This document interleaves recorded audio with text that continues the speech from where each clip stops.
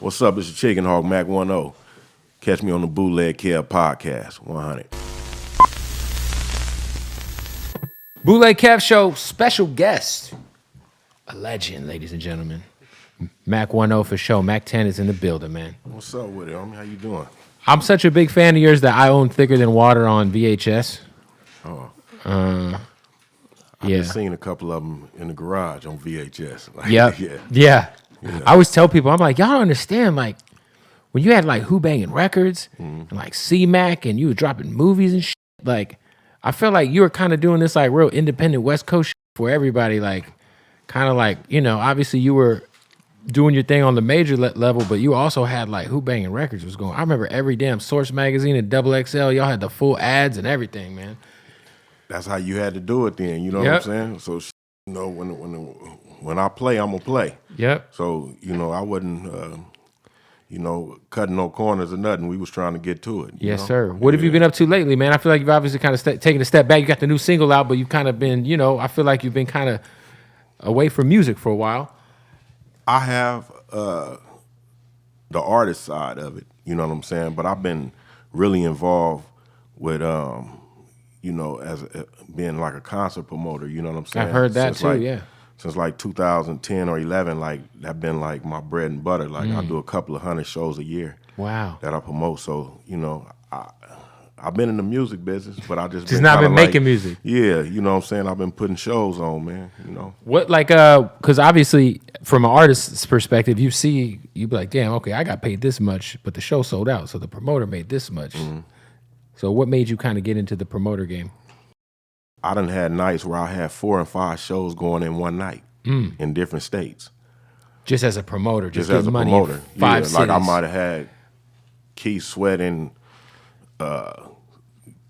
Kansas City or something. Right. You know, somebody else in somewhere and somebody else somewhere and somewhere. And I might have been doing Crush Groove or something. Right. You know what I'm saying? It done been situations like that where I really had like 4 or 5 shows going in one night. Damn, dude. Yeah, the promoter game is do you feel like, because I do feel like there's kind of probably a saturated market in people trying to throw shows. Do you feel like you found like a niche in the type of artists and type of shit you're doing? Well, the thing is that anybody could try to do it, but you got to get good at it in order for it to be, you know, and you got to be willing. You got to have enough to lose. Yep. It's like going to Vegas. You got to have that bankroll. bankroll. You know what I'm saying? Like if you stand at the crap table, you shouldn't be standing there with nothing that you care if you lose it. Straight up. You feel me? So like that's the same thing with this. You know, it's a gamble, but like, you know, as you get good at it, you learn like what's a smart bet and what's not a smart bet. You know what I'm saying? But you got to be able to like. Withstand losing. You got to be able to deal with that because that's a part of the game. So are you, this tour that you just announced, it's you, I saw Amanda Perez is on it. A lot of people think Dog Pound's on the tour. Dog Pound, Warren G, Quick, yeah, Sugar Free. Yeah. That's your tour? Are you like, you're the promoter as well? Sir. Yeah. Doubling up. Why not? Why not, man? Why not? Yo, I just got to say, dude, like, you're, like, there's not a lot of people I'll call a legend, but I do feel like you are one of the greatest to ever come out of the West Coast. Wow, I appreciate that. Banger Ball is low key your most slept on album. That was a high record. Yo, that dude, the damn thing, yeah, man. That I just feel like you have so much catalog. I'm like today, I was like riding around, like, God damn, man, I forgot about Hate in Your Eyes, and there's just so much shit. Yeah. For you, do you feel like, because you're kind of like behind the scenes now, you're not as visible as maybe some of your peers when we think of West Coast legends these days. Do you feel like you get the love and respect you deserve when we talk about that? Yeah, but most of all, I feel like I get the money. That's all that matters. You feel me? That's the kind of guy I am. Yeah. They could have all that other shit. Give me the bag. I respect that feel shit. Me? I don't give a fuck about famous or none of that. I care about the bag. That's some real shit. You know? That's some real shit. Yeah. So like if I cared about famous, it wouldn't have took me 14 years to do another record. Right. It's been that long? Yeah, 2009. That was the last time you put out music? Yeah, I put an album out, yeah. Jesus. So if I cared about famous, and with this internet shit and everything, how it is, you know I would have been in front of the camera. Yeah. But I've been getting to the bag, so that's I feel good about that. You were the first guy I ever heard talk about Inglewood on records, and now obviously Inglewood has blown up. It's a lot of people are saying it's become gentrified. SoFi Stadium's over there. How do you feel about Inglewood these days, man? Because it is kind of the it city now in LA.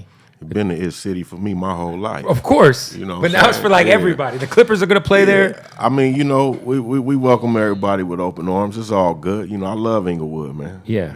That's always home at the end of the day. There's a dope, obviously a lot of dope artists coming out of Inglewood. Are you hip to like guys like Rucci and like that kind of scene bubbling? Oh yeah, and I love to see Lil Rucci and them getting theirs. You know what I'm saying?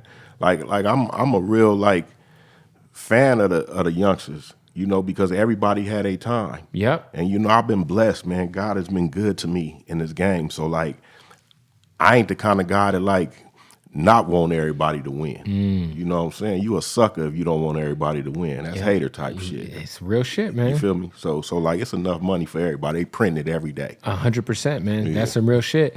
I think back to like some of your catalog. You've been a part of so many dope projects. Obviously, the recipe. I mean, I was the West Coast, the Westside Connection shit. Like, when you think back in your catalog, what's your favorite Mack 10 album that you've been a part of? Man, they all like feel different because I was at different times in my life, with them. But like, let me see. Based on a true story, one of my favorite records. Yeah, Bang a Ball is one of my favorite records. Bang a Ball so hard because I went about it different. I had never made a record like that. I made Bang a Ball in 2 weeks. 2 weeks.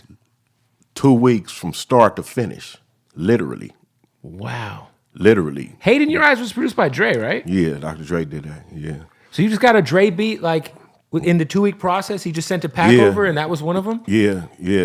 Well, I actually went and said with him. He played me some stuff, and I liked that one. He said, "All right, this one if you want it, you can get it." So you know what I'm saying. And then I did it. And then I flew back to Houston to finish my album because I was working with Manny Fresh. You know what I'm saying? So Fresh worked like that. Like Do the Damn Thing was a freestyle. I didn't even write that because he wouldn't let me write it. He was like, just go in there. You listen to the rhyme pattern and everything. He was like, just go in there and just. You a pro. Just go in there and just rhyme. That kind of makes sense because I do the damn thing. I let my nuts hang. Yeah. It was a straight freestyle. He said, I don't want it if you write it. Like, just go in there and just, whatever you say, just make the next word rhyme if you can. You know what I'm saying? He said, I'm telling you, it's going to come out hard like that. Just do it like that. So, Manny Fresh, one of the best ever. So I listened to him and I did it, and Do the Damn Thing is one of them records. That was a good one. Me and my small group of friends in Phoenix had an actual funny dance we would do when that song came on that we still, like, if I played that song right now and my best friend Ramses was here, he would do it. What was like, first of all, talk about like how you ended up on Cash Money for that one project. It was just a situation, man. I mean, Priority was making some changes at the time, and me and Stunner was already homies. And so it really was just a move. It was just a play. You know what I'm saying? It was just a move. Like that was already my homeboy. Yeah. And so when I had a choice, either sign a new deal with Priority or sign this deal. I just wanted to try something different. And Cash Money's like the hottest label in the world at the moment. Yeah, and like but most of all, them dudes was like solid dudes with me. You know what I'm saying? We clicked as people. They was, I would go to New Orleans and it was all open arms, like we was family. You know what I'm saying? And vice versa. When they was out here, it was like that. So this was something, man, that we was really trying. I just wanted to like do something different. Right. I had put a lot of records out on Priority already. Yep. So when the opportunity came, and that bag was silly for that one record, I had to do it. Yeah. What was that creative process like working with a guy like Manny Fresh? Because you've been obviously in the studio with so many other legends like Dr. Dre. Yeah. What was the difference between a Manny Fresh and some of the other guys? Fresh is like I said, he the first one to get me to just go in there and just rap. Just don't write nothing. Just go in there and just say it. You know what I'm saying? And Fresh worked faster than anybody I've ever seen. He'll cook the beat up right in front of you like in a few minutes. That's crazy. And it's a hit. It's connected for life. It's Do the Damn Thing. It's whatever. But he cook it up right there, like quick, like right in front of you. You know what I'm saying? So you know, Fresh one of the best ever, man, for real. For sure. Real. You know, like I remember at one point, Fresh hadn't missed platinum in it was some years that went by and everything was platinum, you know. That's crazy. Yeah, no, I think Manny Fresh. When we always talk about the goats, I feel like we got to keep his name in that conversation because he kind of formed the whole sound. 100%. Kicked off Wayne, Juvie, every man. It's crazy. Yo, you have always been really good at expanding like the West Coast shit to like other areas. We talk about obviously the Cash Money situation. You had a great relationship with Fat Joe back in the day.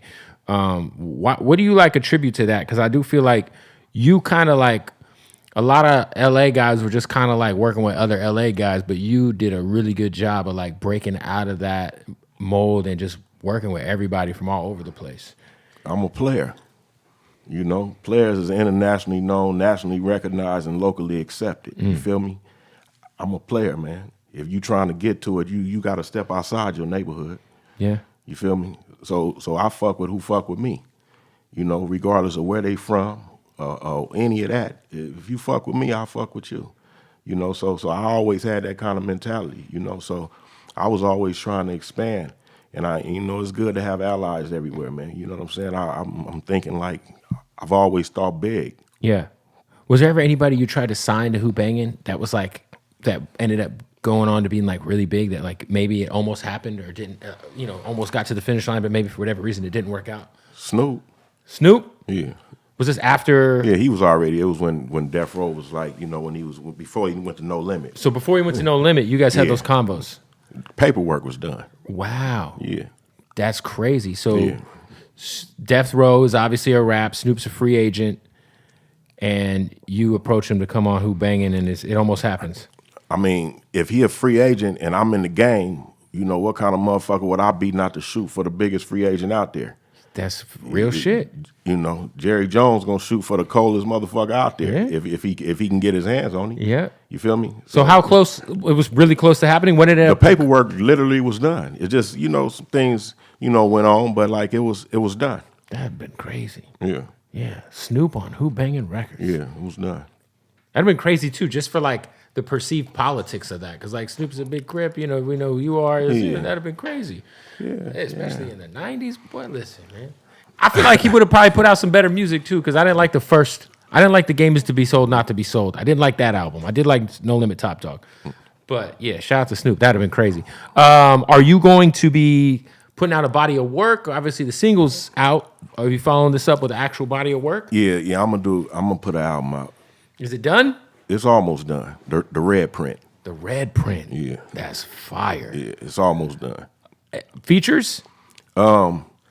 I got some secret features, you know what I'm saying? I can't really speak on it right now, you know what I'm saying? Because, I'm still in the process of doing it, but like, it's a hot album. Like, the record is the shit. It's one of them good ones. I mean, 14 years is a long time, man. People want to hear from you. Yeah, I understand. Yo, do you still go back and listen to any, like, of your old catalog, like, on a regular basis? I always wondered that as an artist, like, if you got classics, do you, like, go back and bump your own shit? Not really. Every now and then I'll run across something and I have to rewind. Like, shit was hard right there, and I turn it up. But like, usually I really don't listen to my music really. I heard it so many times making it until I really don't listen to my music. I'm wondering you obviously are part, in my opinion, of the best supergroup in rap history, Westside Connection. Yeah. I think Bow Down is a top 5 rap album in West Coast history. It's up there, man. For sure. Gangsta Killin' a Dope Dealer's fucking, right. One of my favorite songs ever. Right. Do you give Mount Westmore a listen when they drop their super album?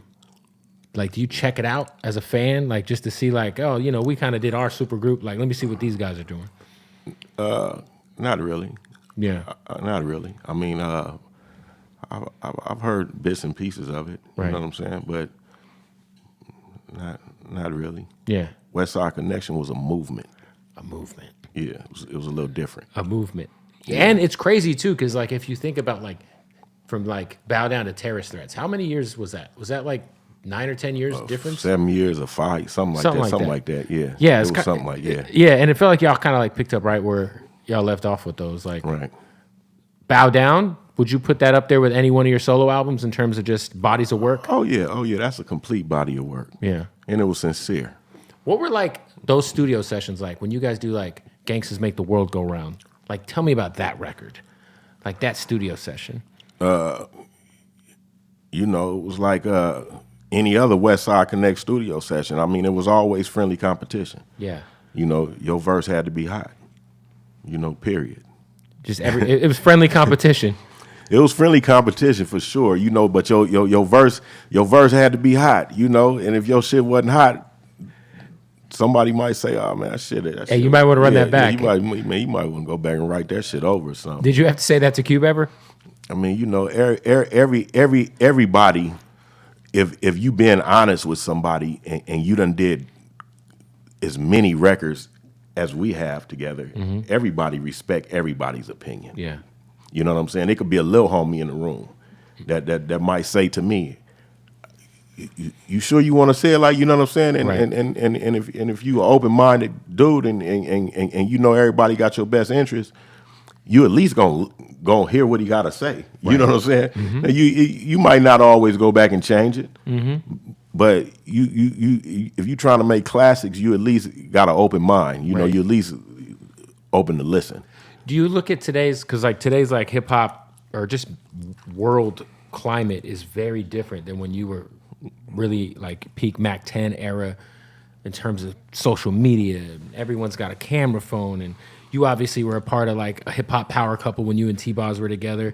Like, I can only imagine if that would have been happening in today's era, the blogs and the Hollywood Unlocks and, you know, all that. Like, are you thankful that like you kind of got to come up in the era you did? Because nowadays it feels like it's got to be tough to be famous because everything's scrutinized, man. It is, you know, but I'm still a little old school in a way that I ain't gonna participate all the way. Right. Like You don't everybody have to. do. Yeah, Yeah. I ain't gonna do that shit. Like, you ain't finna post everywhere I'm at. Right. Taking pictures of my plate and shit when they bring it at the restaurant. Man, what? Yeah. Like, what part of the game is that, homie? Right. You know what I'm saying? Like I didn't really come from that. Right. I came from when you had money and when you got up, you tucked off. You didn't want to just be eating steaks and dangling Show steaks people at where pit you bulls and are. shit. Yeah. Yeah, you didn't want to be, you know, dangling steaks at hyenas. Right. You feel me? Mm-hmm. You kind of like Yeah, did your thing. I mean, it's people have lost their lives because they show where they are, or it's unfortunate. Listen, do you want to win some money? Got to stop the interview. But listen, there's so many opportunities to gamble, to bet on your favorite sports, to make sports more interesting. NFL season is over, but it's all good because the opportunities to win are just getting started. Yeah, look, there's so many things you can do. We're talking about NCAA, NBA, NHL, UFC, boxing. There's blackjack tournaments, so much money to get in on. And check this out, y'all. If you sign up right now using the promo code BOOTLEG, do it right now. You can get a welcome bonus up to $1,000. Plus, you're going to get a free $150,000 March Madness bracket contest entry. That's mybookie.ag. Use the promo code BOOTLEG right now. Get a bonus up to $1,000. You're going to put in $200, they'll give you $200. You put in $1,000, they'll give you another $1,000. All right. Look, right now, go to mybookie.ag, sign up, use that promo code. March Madness is upon us. So much great sports. Just NBA season. Playoffs are on the way.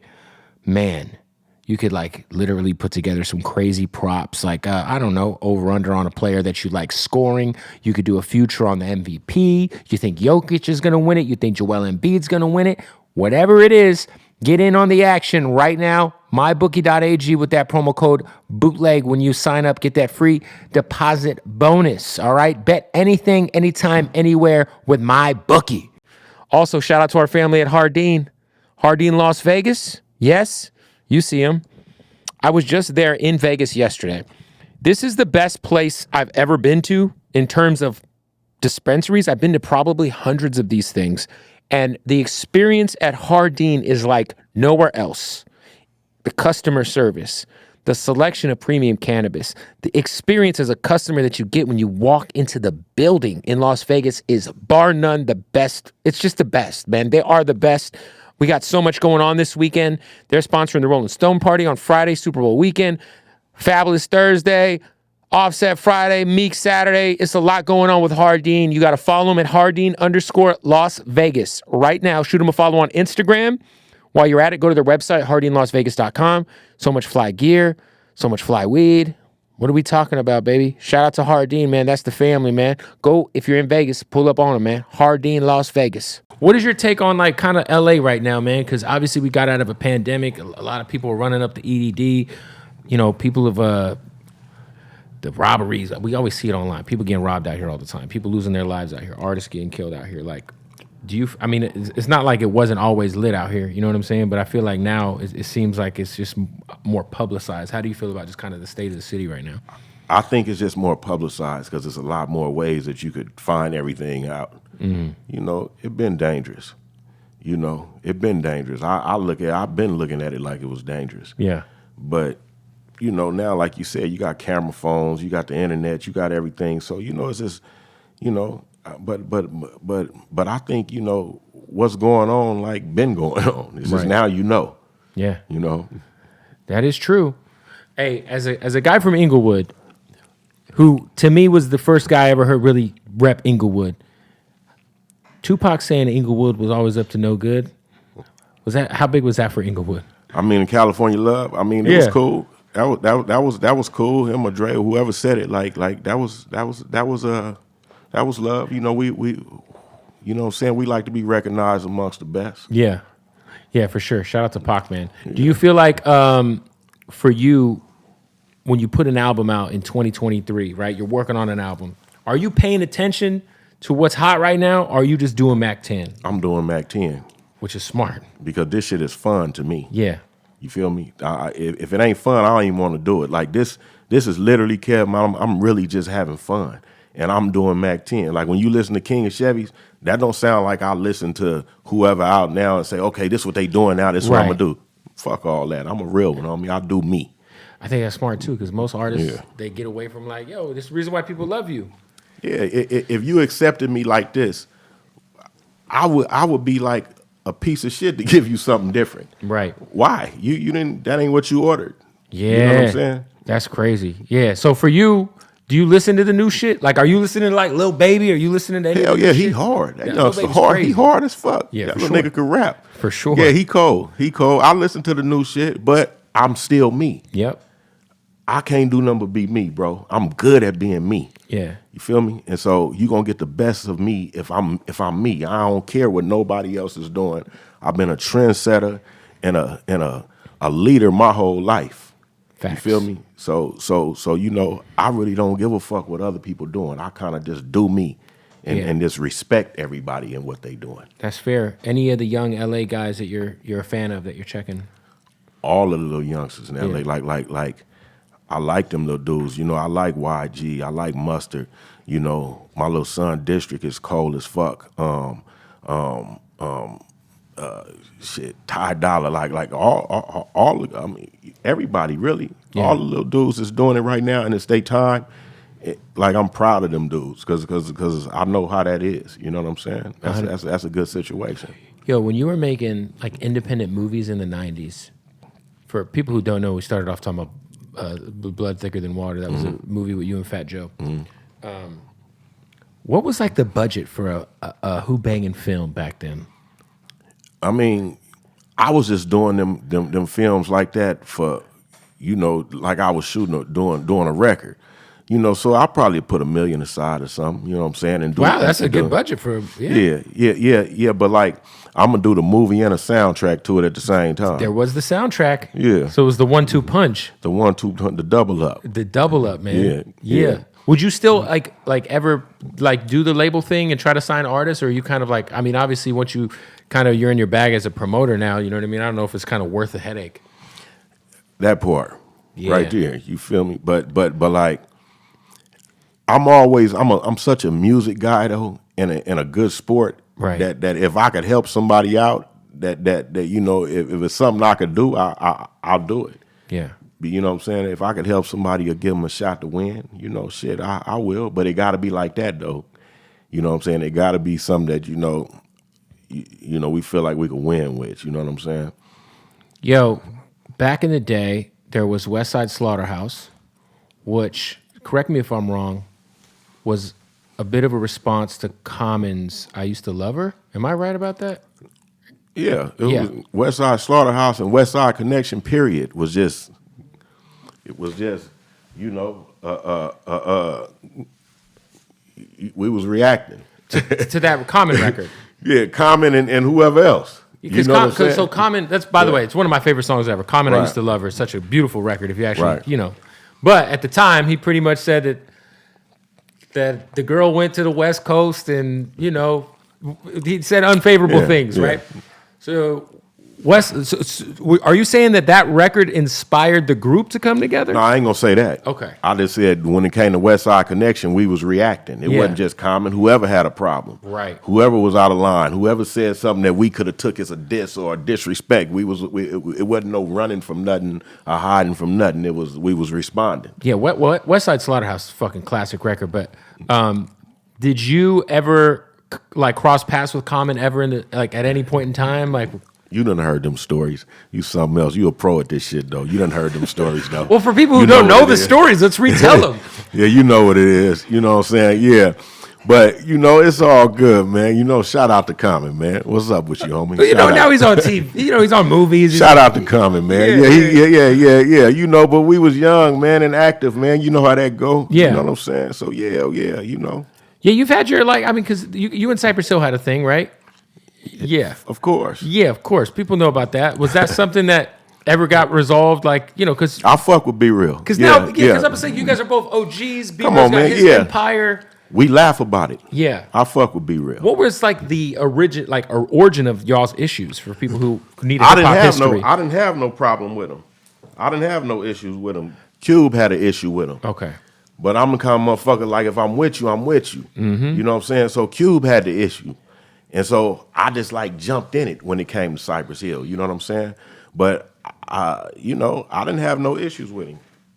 Yeah, so nowadays, fast forward, you guys are solid. Laugh about it. We laugh about it, Yeah. for real, yeah. Have you you might already be involved, and I might not know, but are you, you know, would you get involved in the cannabis industry? It seems like a lot of, if you're in LA, it's kind of, you know, a natural thing to try to get involved with. You know that red gas was the best weed on the street. You know what I'm saying? Like hell Yeah, yeah. see, I didn't know you had weed. Yeah. Red gas was a line I got. You know, but yeah. I mean, you know, but even the cannabis industry ain't what it was. For It sure. ain't what it was. a few Everyone years thinks ago. you just print money, and it's like that's not how it goes. Nah, it ain't what it was a few years ago. But Yeah. yeah, I got a good product though. Is it still out in like dispensaries and shit? Yeah. Can you get it at Dr. Green Thumb? Because that would be kind of ironic. It's been there. It's been there. that's sick. Yeah. That's what's up. What's your relationship? I mean, we always hear that you and Cube don't have much of a relationship, but is there any sort of like world in which you guys get together, maybe do another Westside Connection, have a conversation? Like I said earlier, I fuck with who fuck with me. You dig? That's where I'm at with it. If you fuck with me, I fuck with you. But if it's fuck me, it's fuck you. Like I fuck with who fuck with me, Kev. You know what I'm Right. saying? And I ain't seen him or talked to him in damn near 20 years. So there it is. That's so crazy. What about Dub C? Same thing? Fuck with who fuck with me, man. Wow. Yeah. So, man, it's just, man, y'all got classics together, bruh. I totally understand. Classics. I totally get it. But you know, I'm just the kind of guy that, you know, I rock with who rock with me. I respect that, man. Yeah. I think most people should live by that law, Yeah. for sure. Yeah. There's the right size of bag, though. If someone comes in with the right bag, you know, to do bow down 2.0. I mean, I'm a businessman. Yeah. You get the Yeah, bag. You I'm- said I'm- you get to the bag. I'm a businessman. Yeah. And it ain't never been me, you know, with the hold up. It ain't never been my personality or who I am with the hold up of us doing something. It ain't never been me as the hold up. You feel me? But I fuck with who fuck with me. Yeah. It is what it is.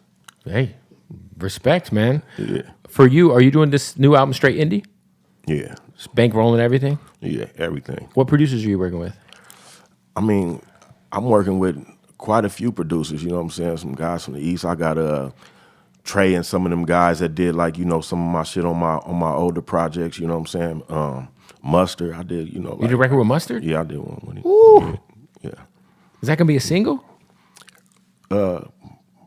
Probably. I feel like you get a mustard beat. I mean, yeah, you know, I'm still putting it together. You know what I'm saying? I'm still putting the whole album together. I like to finish like everything, you know, and then I always been the kind of guy that finish everything and then pick my singles. Except for like King of Chevys, that was just like, you know, it was on the podcast first and everything. You know, it was just one of them records. We was just having fun, you know. But the Red Print is a good solid project. Hey, we got to stop the interview to tell you about our good folks at Blue Chew, baby. That's right. A lot of people keep asking me, does Blue Chew work? Fuck yeah, it does. And if you don't believe me, they'll give you a whole month for free right now if you go to BlueChew.com and use that promo code BOOTLEG.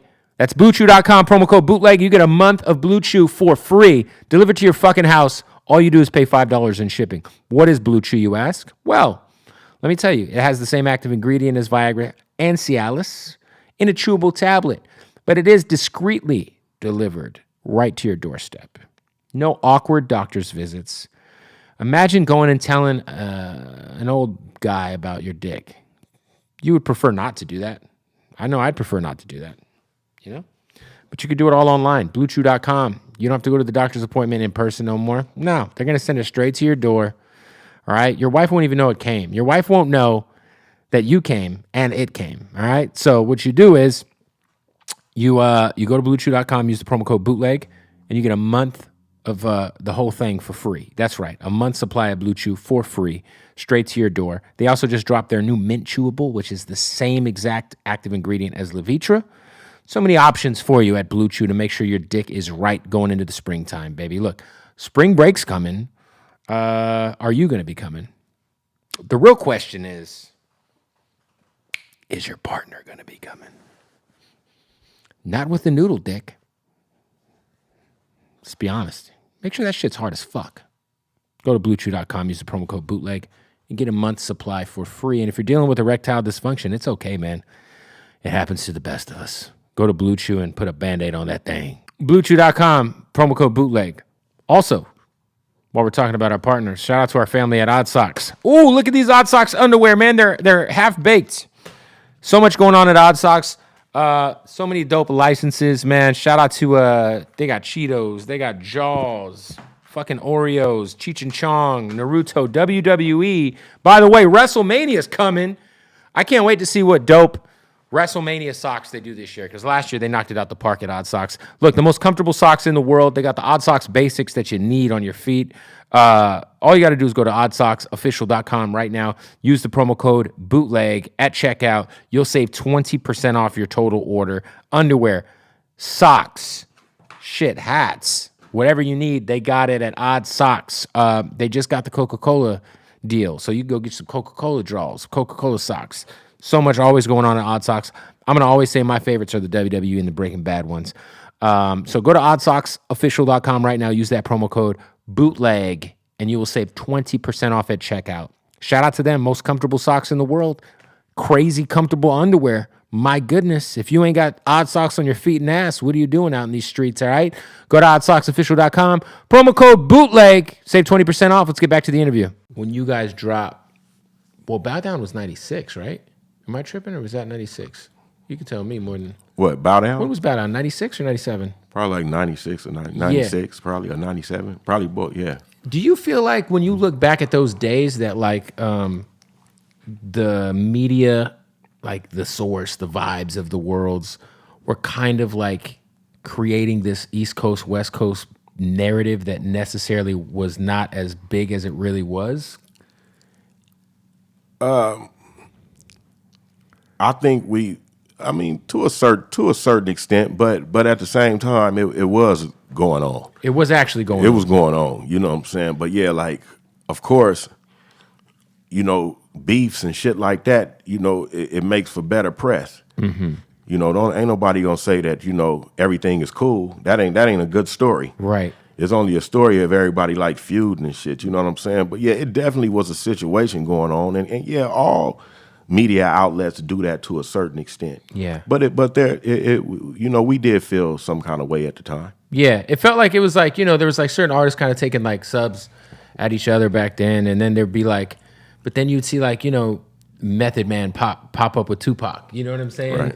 Or I mean, even a little after that, you were obviously real tight with Fat Joe. With Fat Joe. Yeah. Yeah, because players recognize players, man. Game recognize game. Yeah. You feel me?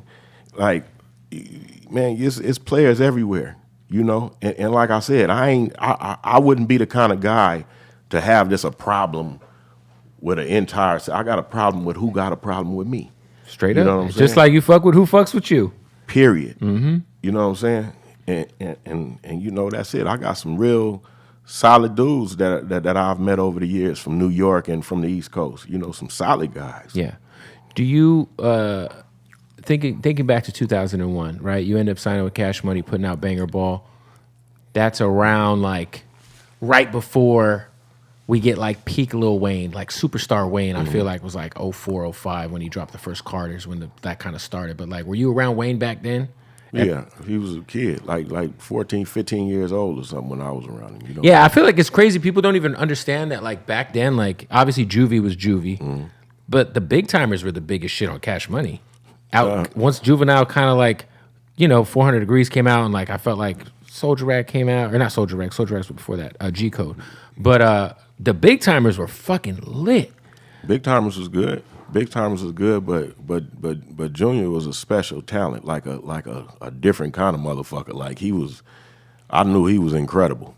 Like when he was a kid, I told Stunner, this boy here gonna be the business. He gonna be the shit for real. You guys had sessions together back then and all that? Oh yeah. We was like a family, homie. Right. Like I was around, like around. We was all around each other, like for real. And Wayne was young, but I could tell at a young age he was gonna be probably the best ever.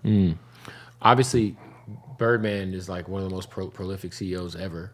We hear like mixed things though when it comes to like signing with Cash Money. There's people who have complaints, people who say it went great. Your experience was great. I don't got nothing to say. Yeah. My experience was player. It Yeah. was a player situation. I can't do nothing but have love and respect for him and Slim. Yeah. And all of the guys that I've met through them, or everybody associated with Cash Money has been all open arms with me for since the beginning. For sure. Who are you putting on your Mount Rushmore of LA rap? Not California, LA. Your personal Mount Rushmore. It don't gotta be like who, like the politically correct list. Just your personal list. That's a hell of a question, bro. Yeah.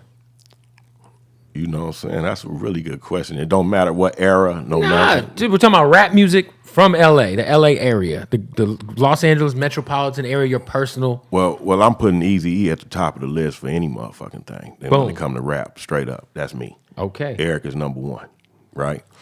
And then Godfather of this shit for sure. This gangster shit for sure. And so I'm gonna start with Eazy. I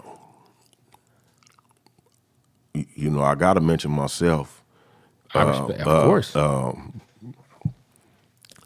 Dog been one of the greats. Yep. You know what I'm saying? Could have been on Who Bangin'. Yeah. Almost. Yeah. I mean, but like it's hard, bro, because 40 and Short, both. Nah, we talking about LA. Oh, just LA? Just LA. Just not LA? California. No California, just LA. Just LA. Eric, Easy. Easy, you, Snoop. One more.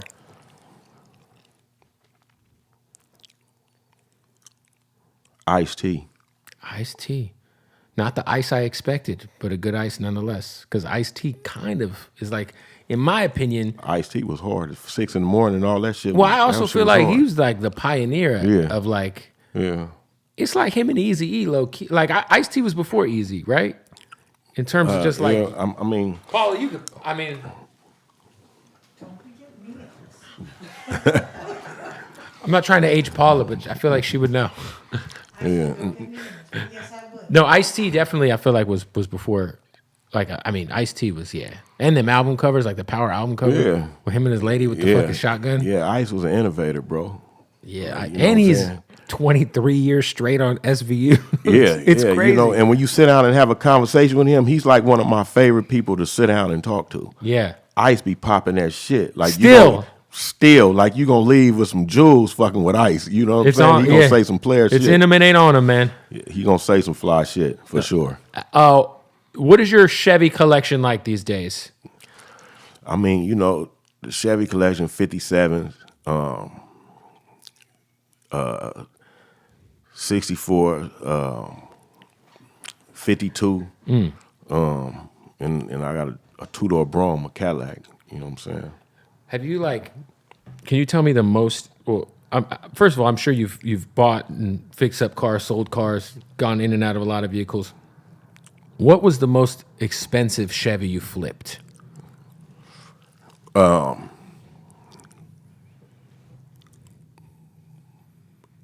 Shit, that I flipped sold to. Yeah, that you sold to someone else. Because I mean, I'm sure you've gone through a ton of Impalas over the years. Oh yeah, yeah, oh yeah, yeah. About 200. 200,000. 200. Jesus. Yeah, 200. But now, that ain't shit now. Because that's like that's now, more now, right? now, the shit I got now, if I was selling, I couldn't sell nothing for less than 300. Wow. You know what I'm saying? Yeah, I don't feel like I see 64 Impalas anymore. I remember it was such a big part of the culture when I was a kid, man. Like the 6'4". But you know, yeah, but the King of Chevys built my shit, so they set the bar at a different standard. You know what I'm saying? It's all the way showroom floor, like the assembly line. You feel me? That's your car? Yeah, all of my shit is clean like that. Is that do you take pride in rebuilding the car like that and getting it back to kind of how it came? Because that's got to be expensive. It's got to be hard to get the parts. It's expensive and time consuming. For sure. You know what I'm saying? But that brings me way more satisfaction than the new shit. You know what I'm saying? And I got everything, got everything, all the new shit. But that old shit is special. How do you like a Tesla though? Because I saw you Model S. Yeah, how you feel about the Tesla? It's the fastest car in the world. I know it's the fact, but do you fuck with it? You're a Chevy guy. So I'm a Chevy guy, but I'm just a car guy. Right. I'm a car guy. You could have one of them if you got some other shit. Right. You know what I'm saying? But I that Model S Plaid it's a fun car to drive. I heard that shit's 0 to 60 in I don't even 1.9 seconds. Insane. Yeah. What 1,200 horsepower.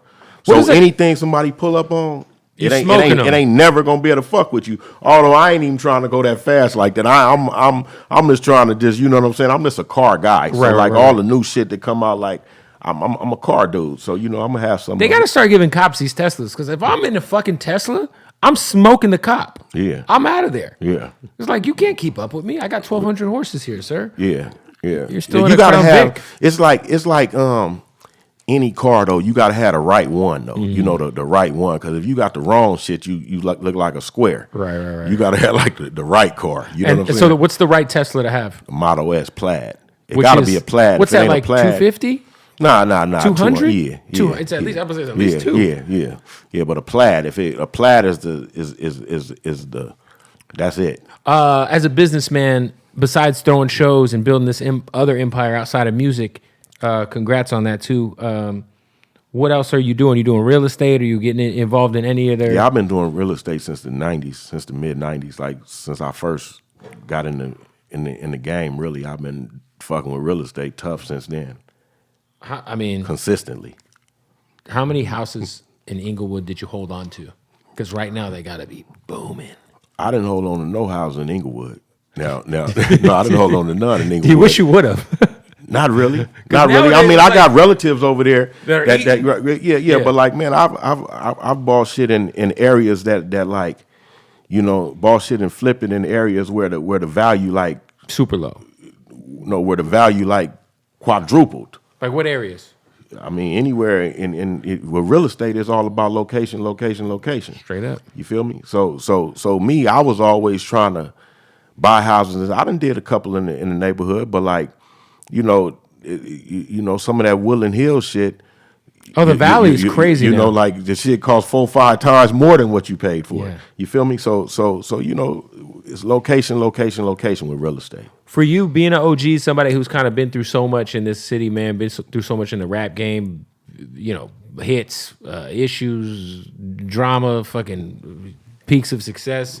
What would be your advice to artists who come out here to LA? Because there's we talked about earlier, people are definitely getting targeted out here now. You know, I always tell people, if you're gonna come out here and move around like a dickhead, they're gonna treat you like a dickhead. Right. Like if you're gonna come out here and wear $200,000 in jewelry and just think shit's sweet, what do you want people to do if they're hungry? You know what I'm saying? But how would you advise people to move in Cali based on the OG perspective? There's shit. You got to know where you at. You know what I'm saying? Move accordingly. You know, move according to where you at. I mean, be smart. Be smart for sure. You know what I'm saying? And respect the situation. Because any city that I go to, I respect the situation. That's somebody else's town, somebody else's city. You feel me? So I'm gonna come in, you know, and you know, conduct myself like a player and respect the situation. You gotta be respectful. Yeah, I mean, you know what I'm saying? You gotta respect the situation and be smart about what you're doing. I mean, some shit ain't gonna fly. Straight up. Straight up. It just ain't gonna fly. That's real shit. You know. As a promoter, who's been the artist you've booked the most? I don't know, bro. Like, that's a hard question. Give me Because- the top 2 or 3 that come to mind. Like I did, guys, I did a lot of Lil Wayne shows. lots of Wayne shows. I did a lot of Wayne shows. It's good business to be in. I did a lot of Snoop shows. Good business to be in. I heard Snoop's prices shot up recently. Yeah. Once you get in that crypto money, you can ask for a lot more. Yeah. On all the R&B guys, I've done them like, you know, over and over and over. Keith and Sweat, all them over. guys. A million times. Yeah. You know what I'm saying? Hey, how important has the Latin fan base been to you, man? Because I feel like you're heavily embraced by, you know, the brown community. Hey, man, I love the brown community. Been like my number one base, my number one fan base. You feel me? So like, Mack 10 is down with the brown like a motherfucker, like straight up. Yeah. Like I keep them in mind when I'm doing music, because I look at the Hispanics as like my core fans, like my real fans. You know what I'm saying? And before I put a record out, I think to myself like, well, my fans like this. You know what I'm saying? Right. And if you know, if the answer is no, then it probably won't make the cut. That's what's up, man. Well, Yeah. listen, you're a fucking legend. Appreciate it. Appreciate you pulling up. New song, King of Chevys, is out. Bro. Yeah. The red print coming soon. Yes, sir. How soon? Before the end of the year? Before summer? For sure. Yeah. Summertime? Summertime, probably. Summertime? Summer. Yeah. You already getting music videos together? Doing that now. Doing all of that? Finna shoot a couple of more videos coming up here in the next few weeks. My last question: if you were to put together your own supergroup right now, who's in the Mack 10 supergroup in 2023? Who you calling? It don't got to be anybody from anywhere in particular. It could be fucking 2023. Yeah, Shit, I'm a one-man band. I'm calling straight me. solo. Calling me in 23. You? Me in 23. Just you. Like that. Okay. Well, there it is, man. Well, I appreciate you pulling up, Mack 10, man. Go run up the new single, sure, My bro. Guy. Boom. Right on. Fire.